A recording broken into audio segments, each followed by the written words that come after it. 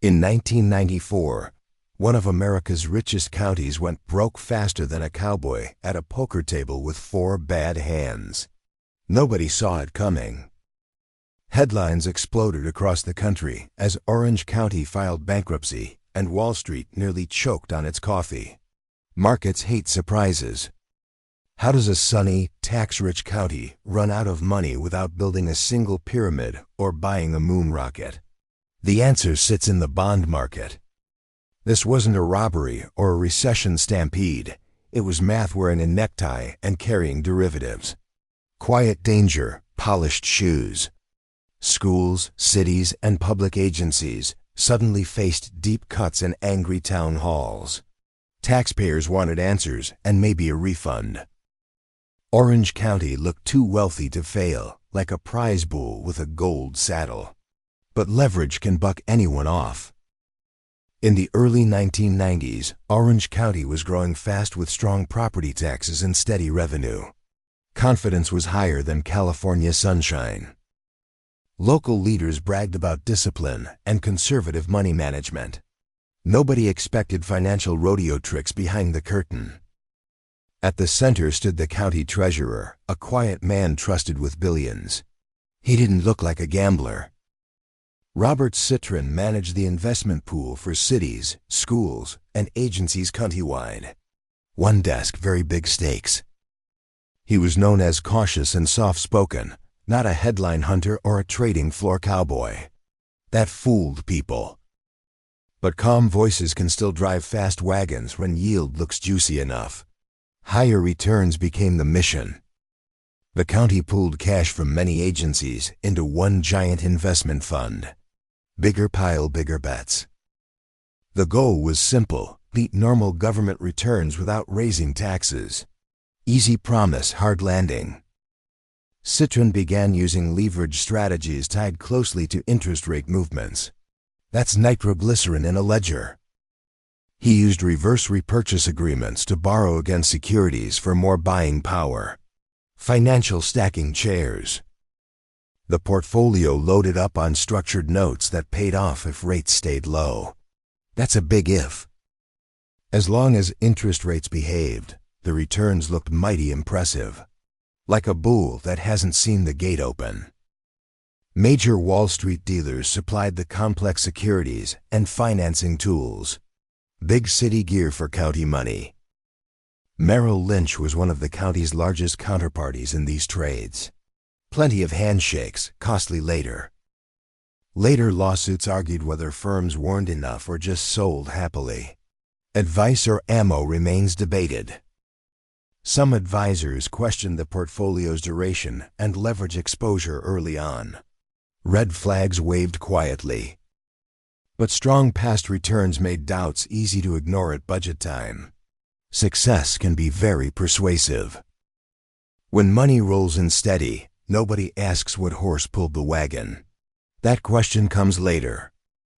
In 1994, the Federal Reserve began raising interest rates aggressively. The wind changed direction fast.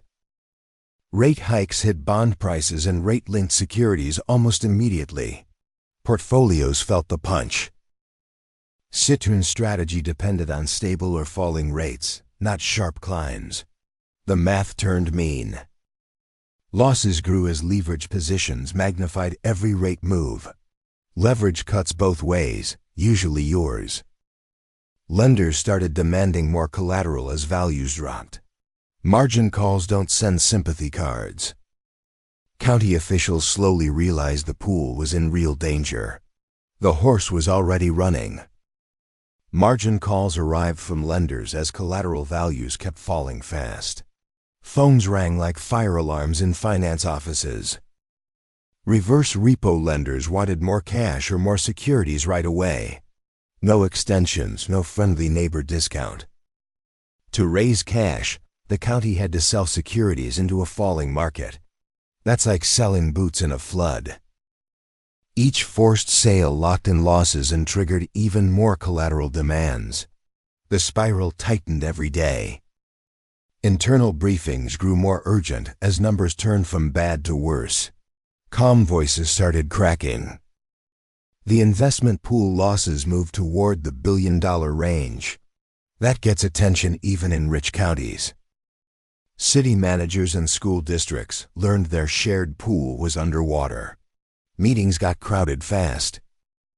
Many participants thought the pool was conservative and low risk.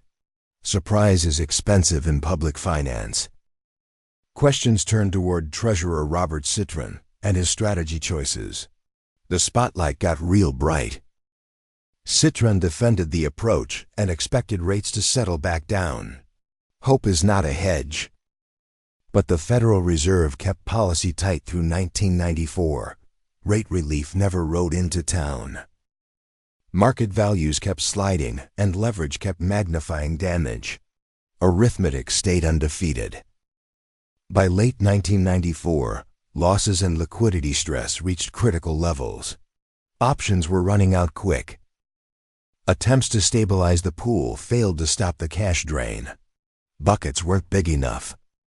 Creditors wanted protection and participants wanted their money back. Nobody wanted patience.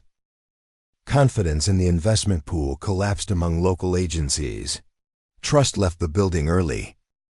Without confidence, pooled funds can unravel very quickly. Finance runs on belief and cash. County leaders weighed drastic options behind closed doors. None looked pleasant or cheap. In December 1994, Orange County chose Chapter 9 bankruptcy protection. History books took notes. It became the largest municipal bankruptcy in U.S. history at that time. Records were broken, not proudly. Financial markets reacted with shock and caution toward municipal investments. Trust needed repairs. Borrowing costs rose for many local governments after the filing. Neighbors paid higher interest too. Residents worried about services, taxes, and school funding stability. Dinner conversations got louder. Public meetings filled with frustrated taxpayers demanding answers. Elected officials felt the heat.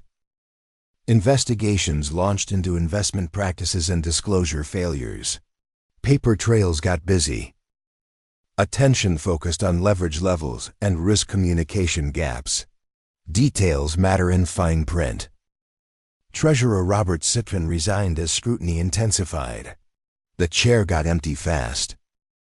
Civil lawsuits were prepared against several financial counterparties. Court calendars filled up.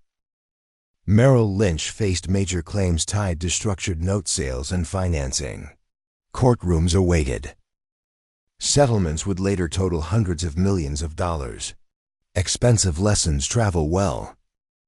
Court battles rolled forward as investigators mapped the full loss trail. Every receipt had a story. Lawyers examined disclosures, risk memos, and suitability claims in detail. Fine print became famous.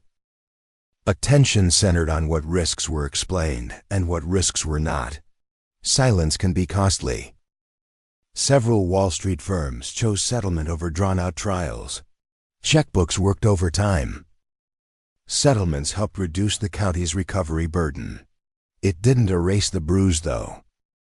Creditors negotiated repayment structures under court supervision. Structured pain is still pain. Robert Citron later faced criminal charges tied to misleading statements. The quiet man met loud law. He pleaded guilty to charges connected to investment reporting practices. No victory parade followed. Citron's reputation collapsed after decades in public finance service. Trust resigns once. He became a national example of misunderstood leverage risk. Textbooks got a new chapter. Officials learned that steady yield can hide unstable structure underneath. Pretty barns can leak. The case reshaped how public funds approach complex securities. Simpler started sounding smarter. Municipal investment rules tightened across many jurisdictions afterward. Guardrails went up. Disclosure standards improved for pooled public investments nationwide. No more mystery stew. Leverage limits became more common for public portfolios. Borrowed rockets were discouraged. Training for treasurers and finance officers expanded after the crisis. Homework arrived. Risk management became a louder voice in public meetings. Quiet risk teams got chairs. Derivative use did not vanish, but oversight grew stronger. The saddle got tighter. Interest rate risk still challenges portfolios today across sectors.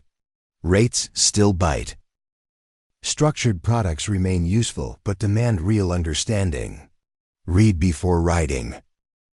Public money carries public consequences when strategies fail. Taxpayers always show up. The Orange County case remains widely studied in finance programs. Hard lessons travel far. It proved that complexity and leverage can defeat size and wealth. Big hats fall too. Strong revenue cannot rescue weak risk controls forever. Controls matter daily. Orange County was not poor when it failed in 1994. It was overexposed. The loss came from misunderstood risk and multiplied leverage. Numbers don't bluff. Yield chasing with borrowed money rarely ends politely. History keeps receipts. The biggest municipal bankruptcy of its time rewrote local finance rules. Ink was expensive. Future treasurers study this case like a storm warning. Check the weather first. Orange County didn't fail from poverty. It failed from risk it didn't respect. That lesson still rides.